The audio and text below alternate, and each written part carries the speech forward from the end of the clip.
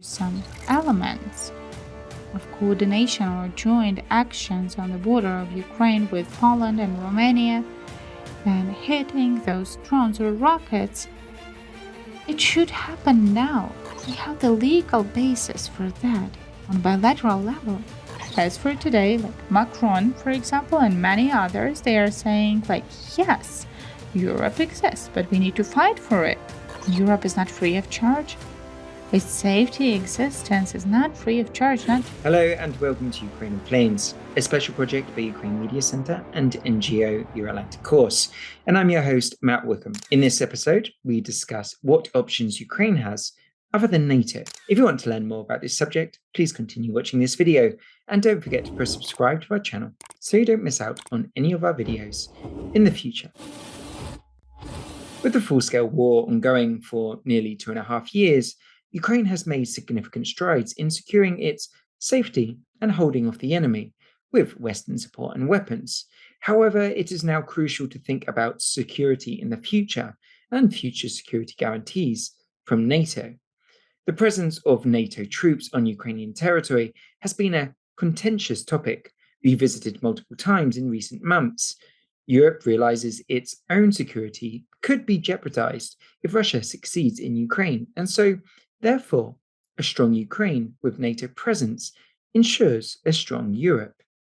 Our first guest of today's episode, Valeriy, chairman of the board of directors of Ukraine Crisis Media Center and former Ukrainian ambassador to the US, is highlighting the necessity for Ukraine to integrate into NATO's defense framework.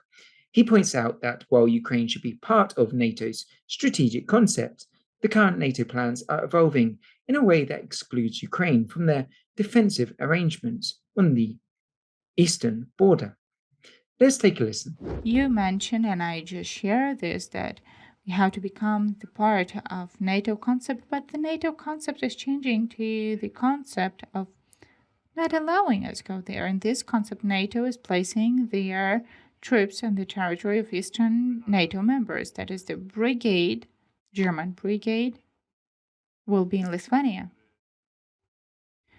4,500 they are planning already now. They started doing that. It will take a few years. Poland wants Americans to place tactical nuclear weapons on their territory. There is political consensus with Poland. Other countries, they are not waiting for artificial intelligence to do something. They are placing conventional troops, tanks, paratroops, etc.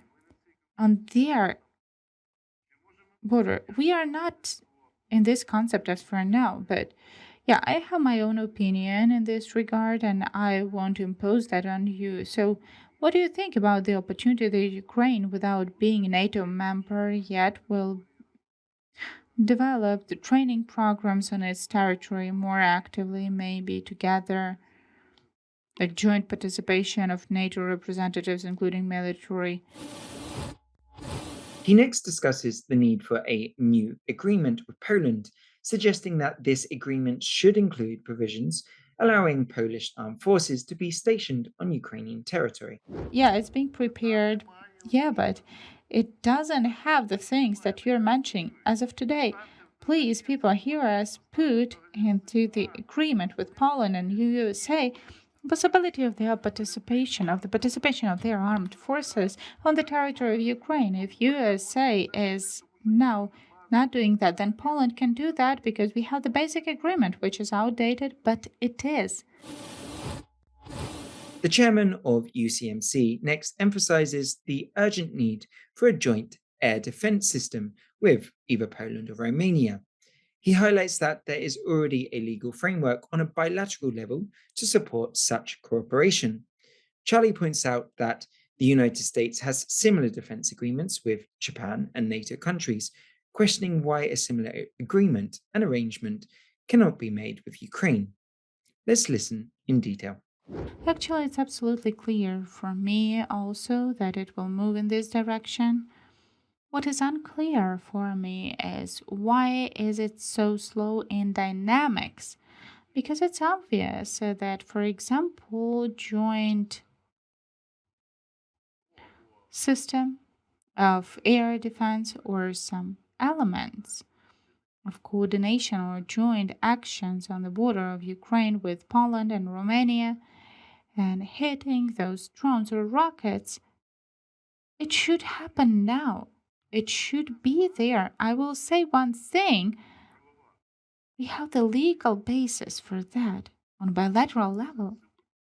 So today everyone is paying attention to safety agreements, just fine, and safety agreements, those that are there now, some extra track. So it says nothing about the conditions for placing the troops, but look at our agreement about defense with Poland, which is still in force. There are even opportunities like how this is happening, that Polish instructors on our territory, how they are working, what is the rights for them. This is the first agreement necessary to give the opportunity, in case of anything, to participate on the territory of the country, because there are some nuances, even taxes, and it's weird, and the conditions of war, but responsible for crimes, etc., etc. They have it with Korea. Americans have that with Japan for NATO countries. 1 year ago, like literally last year, they agreed for a nuclear component. So it was like the Koreans, they pushed, and the Minister of Defense of the USA had a visit in order to ensure that the USA will use their nuclear power in case of nuclear attack from Northern Korea. So that's the same story, also the neighbor with nuclear weapons. But what is the huge difference in all of it? And that is one question. I don't know whether we will dive deep into it, but because we can talk a lot about that, and there is now a lot of proposals, like maybe Ukraine needs to think and some about some analogies. First, I heard the Korean scenario, very good scenario, because we stopped on the 38 parallel, and next, peacefully coexisting.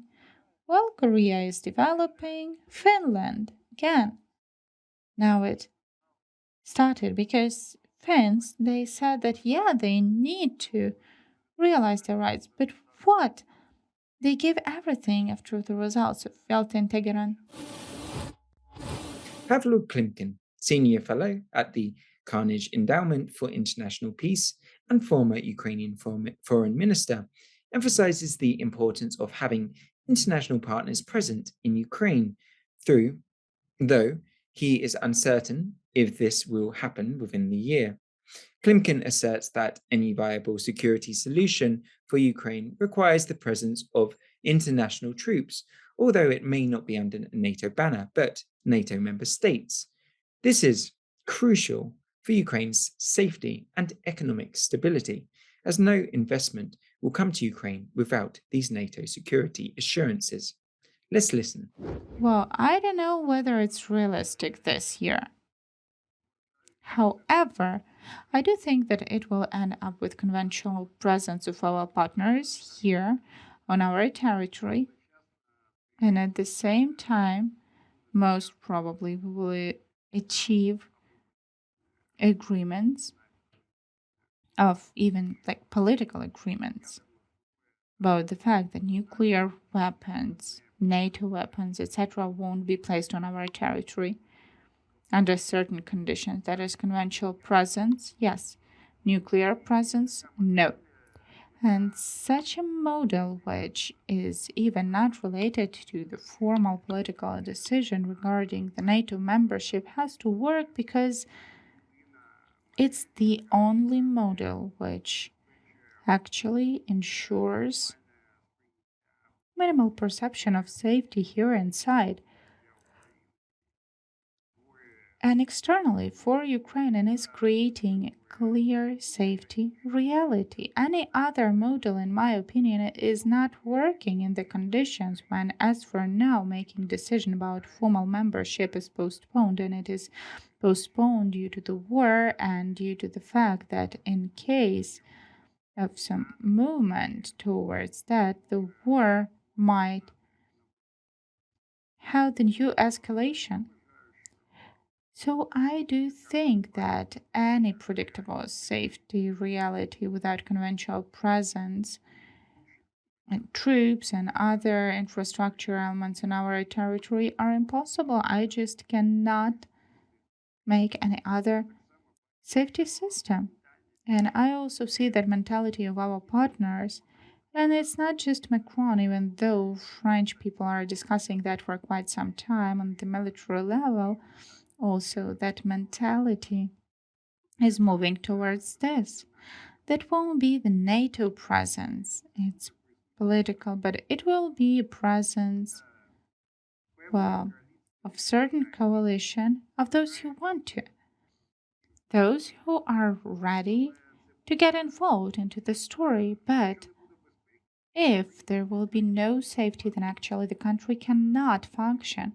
Who's gonna invest into this country? I mean, not just financially, but just to invest from inside and from outside. And if we will have conventional presence, that will be a certain framework, transition framework for the future. And I do think that this framework will be approved, just like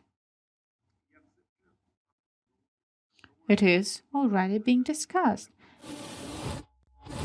He discusses various defense options, noting that nuclear potential is currently off the table, with the focus being on more conventional capabilities, but suggests that the EU elections could in fact bolster Ukraine's position, as key European figures are increasingly concerned about the continent's defense. Let's listen. A lot of options are discussed, and it's not about the training, I mean full presence. Full presence of troops. It doesn't mean that we will need so many systems and brigades, etc., but this has to be a critical level, which will show that this is actually the part of stopping them and part for ensuring safety as certain compromise, and though maybe we don't like this option on our way towards others, in particular NATO, or some bilateral or multilateral guarantees for safety. And now this option is being discussed as well. And actually, I do see that in the Asian space, in spite of the fact that Americans have, with Koreans, of course, Southern Koreans, or with Japanese people, they have agreements that, in many ways, in my opinion, are not worse, or maybe in some part are more cool than what is written in Article 5, still they are considering the necessity of presence, conventional presence, which will be bigger. And they are thinking about availability of additional stopping mechanism. So again, nuclear potential, something that I see as of today. It's a no. Conventional potential, it has to be sustainable. Sustainable decision or sustainable solution is how I see that as of today. If we have some transition period to NATO reality, and I see that mentality in Europe is kind of getting towards it because now Europe cannot allow itself to have some safety fluctuations. I think that Europe will come with some crisis to joint umbrella, and that won't be just nuclear umbrella. But as for now, there is lack of a lot of things, lack of solidarity, political will, etc. But 2 years ago, I remember how we were having negotiations with Germans. I won't call, but other European countries, let us say so, about weapons and any proposals. They were causing some shock. They were not just surprised, but it was real shock.